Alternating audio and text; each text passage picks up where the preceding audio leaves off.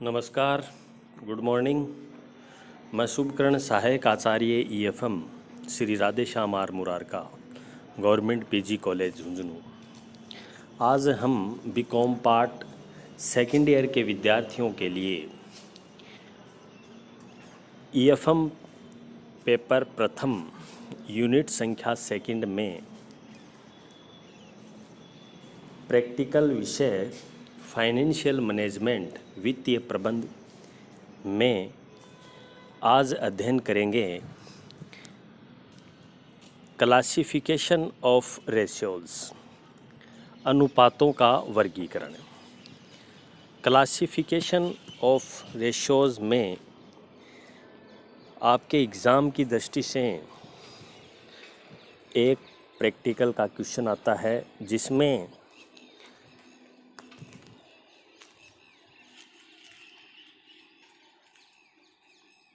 चालू अनुपात,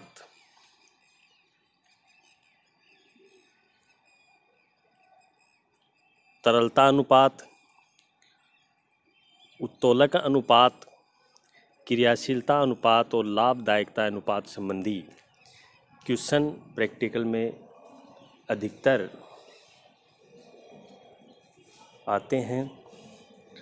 आज हम अध्ययन करेंगे क्लासिफिकेशन ऑफ रेशो में यूनिट संख्या सेकंड के अंतर्गत अनुपातों का वर्गीकरण।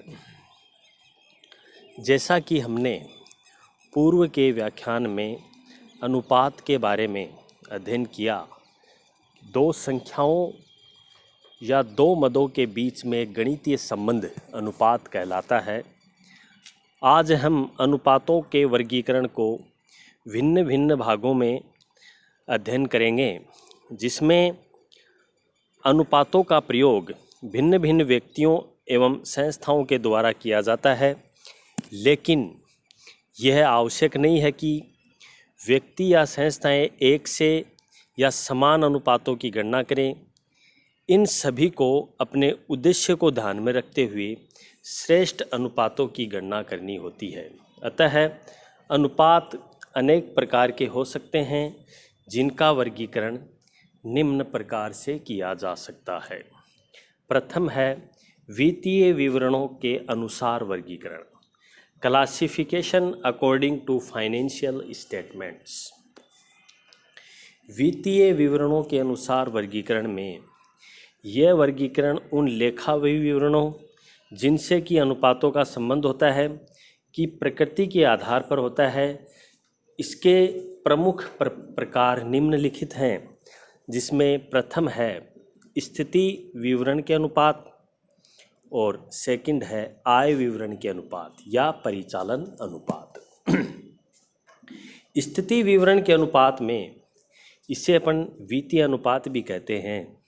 ये अनुपात स्थिति विवरण में दिए गए दो मदों या दो मदों के समूह के मध्य ज्ञात किए जाते हैं, जिनमें प्रमुख हैं चालू अनुपात, करंट रेशो, त्वरित या तरल या अम्ल परख अनुपात, क्विक एसिड रेशो या quick liquid ratio, quick ratio, liquid ratio, acid test ratio भी इसको कहते हैं। तीसरा है ऋण समता अनुपात, डेब्ट इक्विटी रेशो। चौथा अन्य अनुपात हैं, जिसमें चालू संपत्तियों के अनुपात, देय विपत्र, देय लेखों के अनुपात, पूंजी दंतीकरण, कैपिटल गेयरिंग रेशो भी सम्मिलित हैं। आगे सेकंड में आय विवरण के अनुपात या परिचालन अनुपात में ये अनुपात लाभ हानि खाते के दो मदों या दो मदों के समूह के मध्य ज्ञात किए जाते हैं, जिनमें ये निम्नलिखित प्रमुख हैं, जिसमें प्रथम है विक्रय की लागत या शुद्ध विक्रय का अनुपात, cost of sales and net sales ratio. Second है लागत तथा व्ययों की पृथक मदों व शुद्ध विक्रय का अनुपात, ratios of cost and expenses to net asset sales. Third है लाभ या शुद्ध विक्रय का अनुपात, ratio of profit to net sales. जैसा कि आपको मैंने पूर्व में इसमें बताया कि स्थिति विवरण अनुपात में दो रेशो आपके एग्ज़ाम की दृष्टि से बहुत ही महत्वपूर्ण है, जिसमें पहला है चालू अनुपात और डेब्ट इक्विटी रेशियो, और त्वरित अनुपात या क्विक रेशियो। चालू अनुपात में जिसमें करंट एसेट्स बटे करंट लायबिलिटीज़ का भाग दिया जाता है, इसका आदर्श अनुपात 2:1 होता है। चालू संपत्तियां क्या हैं? चालू संपत्तियां वह हैं जो एक वर्ष के दौरान नगद में परिवर्तन हो जाए, वह चालू संपत्तियां कहलाती हैं। चालू दायित्व वो हैं जो एक वर्ष के अंतर्गत उनका भुगतान किया जाए, वो चालू दायित्व कहलाते हैं। इस प्रकार आगे हम अध्ययन करें क्विक रेशियो की। क्विक रेशियो में current assets minus stock plus prepaid expenses घटाने के बाद में जो बचता है उसमें करंट लायबिलिटीज़ का भाग दे दिया जाता है, तो अपने पास क्विक रेशियो आ जाता है। ऋण क्षमता अनुपात डेब्ट बटा इक्विटी। आगे हम इन अनुपातों का विस्तृत तरीके से न्यूमेरिकल के क्वेश्चन का अध्ययन करेंगे, इनके फॉर्मूले सहित। आगे हम बात करें स्थिति विवरण या आय विवरण के संयुक्त अनुपातों की। स्थिति विवरण व आय विवरण के संयुक्त अनुपात में कुछ अनुपात ऐसे होते हैं जो स्थिति विवरण की किसी मद का आय विवरण के किसी मद के साथ संबंध प्रकट करते हैं। इसे अंतः विवरण अनुपात भी कहते हैं। इसमें प्रमुख अनुपात निम्नलिखित हैं, जिसमें प्रथम है विक्रय तथा प्राप्यों का अनुपात, सेल्स टू रिसीवेबल रेशियोज। दूसरा विक्रय व स्कंद का अनुपात, सेल्स टू इन्वेंट्री रेशो।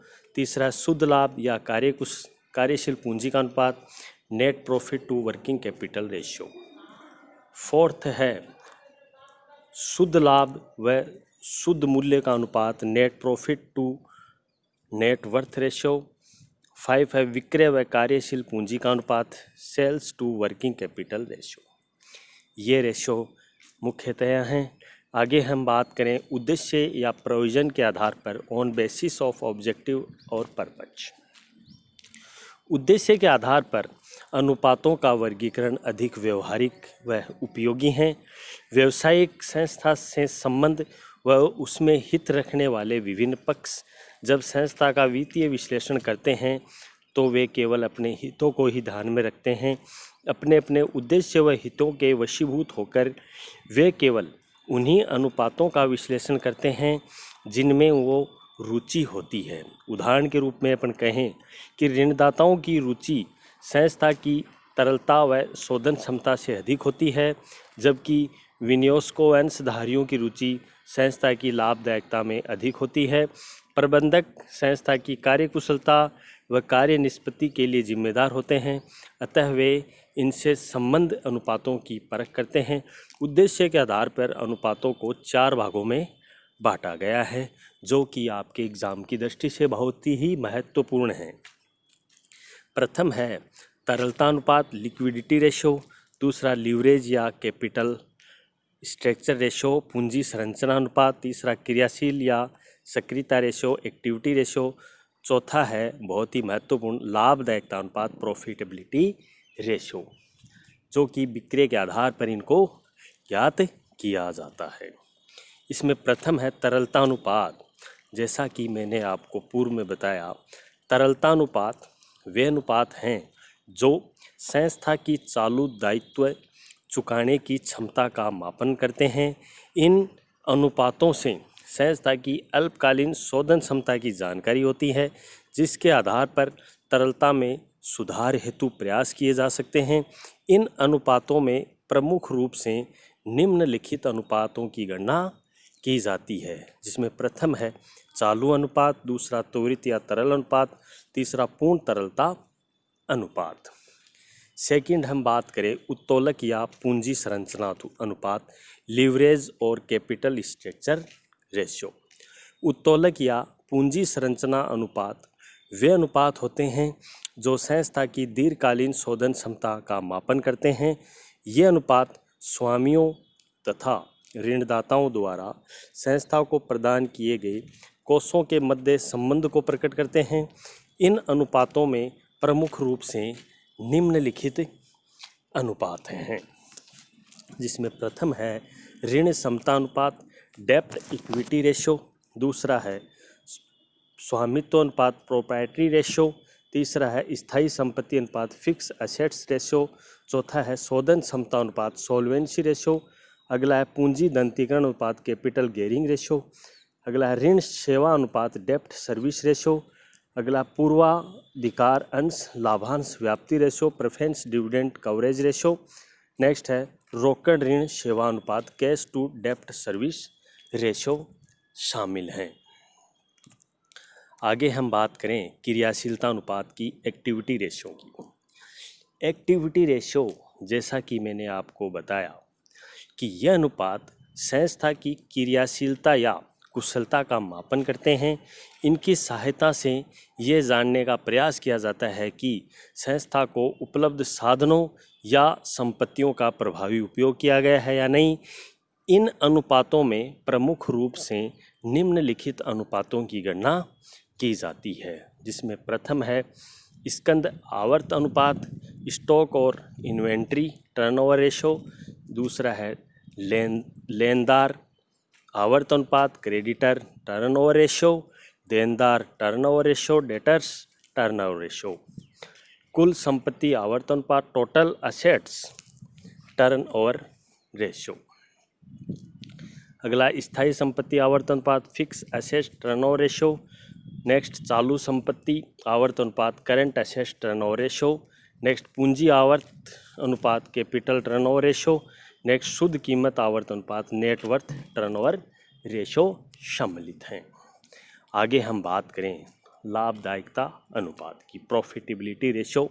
इसमें अधिकतर आपके एग्ज़ाम में प्रॉफिटेबिलिटी रेशो का 2 रेशो पूछे जाते हैं, जो कि न्यूमेरिकल प्रश्नों में हैं, सम्मिलित हैं। लाभदायकता अनुपात, ये अनुपात वे अनुपात होते हैं जिनकी सहायता से संस्था की लाभदायकता का मापन किया जाता है। लाभदायकता संस्था की लाभ अर्जन की क्षमता का मापक है। इसे विक्रय या विनियोग से संबंधित करके मापा जा सकता है। इन अनुपातों में प्रमुख रूप से निम्न अनुपातों की गणना की जाती है, जिसमें पहला है विक्रय पर आधारित लाभदायकता अनुपात में सकल लाभ अनुपात, ग्रॉस प्रॉफिट रेशियो। दूसरा परिचालन अनुपात, ऑपरेटिंग रेशो। तीसरा परिचालन लाभ अनुपात, ऑपरेटिंग प्रॉफिट रेशो। चौथा शुद्ध लाभ अनुपात, नेट प्रॉफिट रेशो। आगे इनका अगले वीडियो में हम विस्तृत रूप से इनका अध्ययन करेंगे, इनके फॉर्मूले के बारे में जानेंगे। इसी क्रम में आगे विनियोजित पूंजी पर आधारित अनुपात। विनियोजित पूंजी पर आधारित अनुपातों में ये अनुपात निम्नलिखित हैं। स्वामित्व कोषों पर प्रत्यय, रिटर्न ऑन प्रोप्राइटरी फंड्स, समता पूंजी पर प्रत्यय, रिटर्न ऑन इक्विटी कैपिटल, कुल संपत्तियों पर प्रत्यय, रिटर्न ऑन टोटल एसेट्स, विनियोजित पूंजी पर प्रत्यय, रिटर्न ऑन कैपिटल एम्प्लॉयड, ये सम्मिलित है। अगला है अंशों पर अर्जित लाभदायकता अनुपात में प्रति अंश अर्जन, अर्निंग पर शेयर, ईपीएस, मूल्य अर्जन अनुपात, price earning ratio, profitability earning ratio या प्राइस अर्निंग रेशो, प्रति अंश लाभांश डिविडेंड पर शेयर, लाभांश भुगतान अनुपात, डिविडेंड पे आउट रेशो, लाभांश प्रतिफल अनुपात, डिविडेंड यील्ड रेशो, संचय और समता अंश पूंजी अनुपात, reserve to capital, reserve to equity share capital ratio. इस प्रकार हम क्लासिफिकेशन ऑफ रेशो में balance sheet ratio, profit and loss account ratio, combined ratio का हमने एक संक्षिप्त रूप में इन रेशो के बारे में जाना पहचाना।